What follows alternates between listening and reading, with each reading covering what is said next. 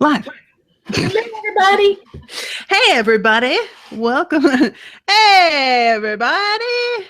I've been watching Simpsons for the first time. I don't know if you guys get that joke, but I never watched it. No one's obsessed with it. And there's a character that's just what he says every time he shows up. So, yeah, today we're going, well, Cheryl, are you going to be calling on the same thing? Yes. That you were? Okay. So for those of you who got the reminder email, you already know, but it will be the Financial Choice Act of 2017. I think that Karen could probably explain the implications of this more concisely than I can. Right. So this is basically the bill to roll back the Dodd-Frank stuff, which put limits on the banks and the things they could do after the financial crisis. So there was a lot of complaints that by deregulating banks, we had brought about the financial crisis because all those regulations had been put in after the Great Depression, and then we didn't have another crash until we took those rules out. Okay, so we put the rules back, and we haven't crashed again. So apparently, we're going to repeat the experiment. So there's two things in particular that I care about. One is the Volcker Rule, and so that's something I'm going to be talking about. And that says that banks can't gamble with their profits. And you might think that, hey, it's the bank's profits. If they want to lose them, they can. But they tend to leverage them and lose a lot more than they invest. Mm-hmm. And then they're losing your money. And then we have to bail them out. And it turns out the banks are just really bad at making these bets. So gambling is not a good thing, especially for a bank. Right. Yeah. Why can't we go back to having banks be like super conservative? Yeah. So, but you can imagine the people arguing the other way, right? Mm-hmm. Okay. So then the other thing is the Consumer Financial Protection Bureau, which we mostly think of as Elizabeth Warren's baby. She kind of got it in place, although she's not in charge of it. So that is what was put in place to help all of us consumers be protected against financial products. So credit cards with fine print and payday loan places and stuff like that. And it basically just protects us from being defrauded. And if we are, then they can penalize them. And I'm pretty sure that's who got to fine Wells Fargo for opening checking accounts for people and people that they want. So this bill would take out the teeth, would make it so that they can't actually enact or cause any harm to the people for defrauding you. So there's no recourse. Cool. To defang the Consumer Financial Protection Bureau. I think it should be left alone. It's doing fine. Right. So those are the two things in there that I care about. Obviously, it's a pretty big bill. If you open it up, it's HR 10, and I think we've linked to it. It is a whole list of things they're taking out. So those are just two things I'm highlighting that I care about. But it's just generally, deregulating the banks. Oh my God. So I didn't even realize that the regulations had been taken down after being put in place after the Great Depression. So that's with Clinton, and then Bush, they took a little while to cause the crash, but yeah. Right. So it's like you gain a bunch of weight, you realize, oh no, I maybe should lose some weight. And you go on a diet and you lose all this weight. And then you're like, oh, I'm skinny now. We're fine. I can eat what I want again. And then you gain all the weight back, but you don't learn your lesson the second time either. And then you just go back to. It's like you have a heart attack and you lose a bunch of weight, right? And right. Or you go off your meds and you're like, I feel fine. Yep. Wow. We don't learn. Okay. No. No, we don't. But look who we put in charge of the hen house. Mm-hmm. Yeah. Big cock. So, okay. I am calling, right? So the bill went to committee. Democrats introduced several things to take out specific provisions. Mm-hmm. So a Democrat did introduce a amendment saying, let's not take out the Volcker Rule. And that was not acceptable. So it's still in there. And all of those got defeated. And then it came out of committee. And now it's back on the floor of the House. So the House is voting on it tomorrow.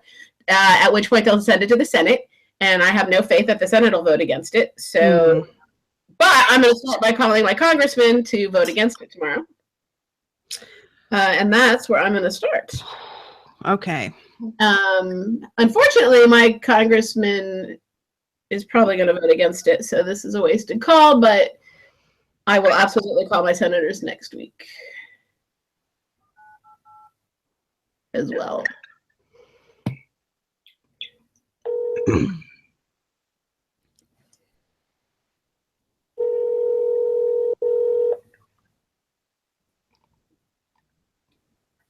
Good afternoon. Yes, how may I help you? Hi, good afternoon. It's great to get to talk to you.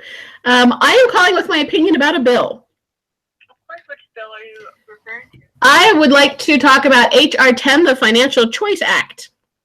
Okay, then what are your concerns or your comments? Okay, so I've written it down so that I can get my thoughts out in a coherent way. I would like to ask Congresswoman DeGette to oppose this bill. The Volcker Rule is important to limit the risky investment banks make. They have shown us quite clearly they need firm limits so they don't wreck the world. I also am a fan of the Consumer Financial Protection Bureau, and we need to protect it and its ability to go after fraud and abuse of consumers by financial companies.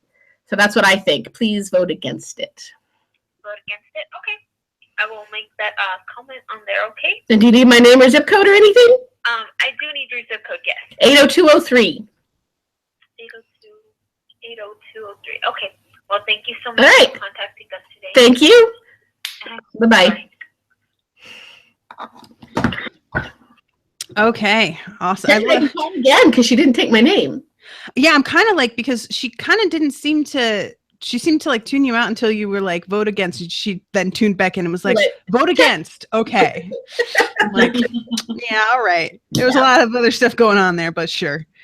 All right, so I'm calling Ratcliffe. Dum, dum, dum, dum. I try to write such compelling copy.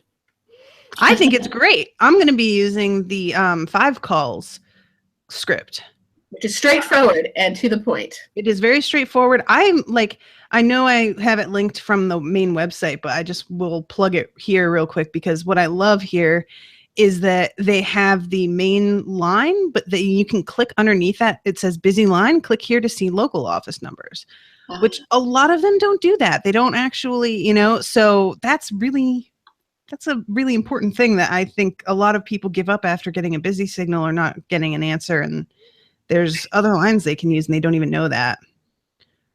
All right. Well, I just went straight to the dental line. That's what I had called. Congressman John Ratcliffe's office, how can I help?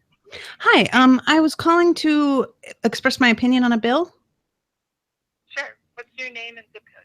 My name is Natasha Kingston, and my zip code is 75020. 75020. Okay, what bill are you calling about? I'm calling to express my opposition to HR 10, the Financial Choice Act of 2017.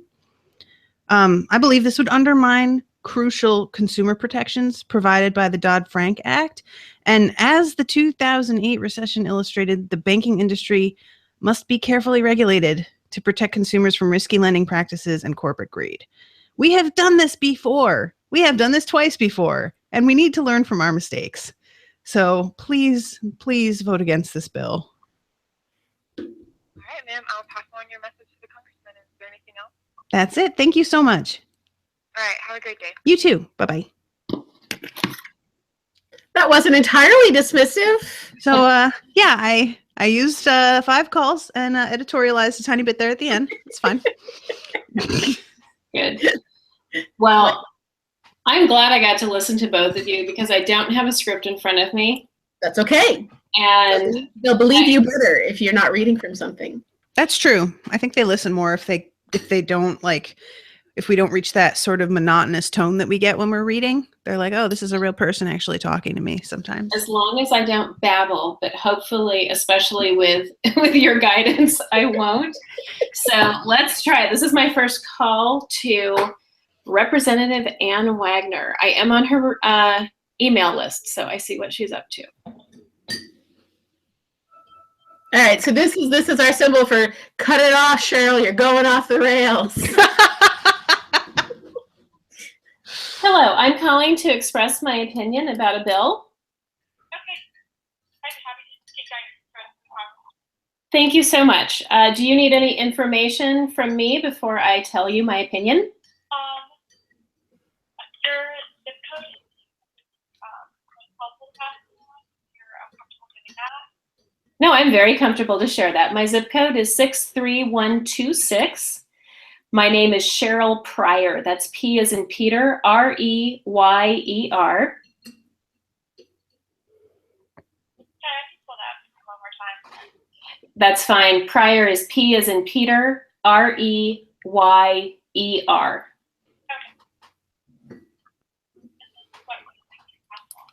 I am calling about HR 10, the Financial Choice Act of 2017.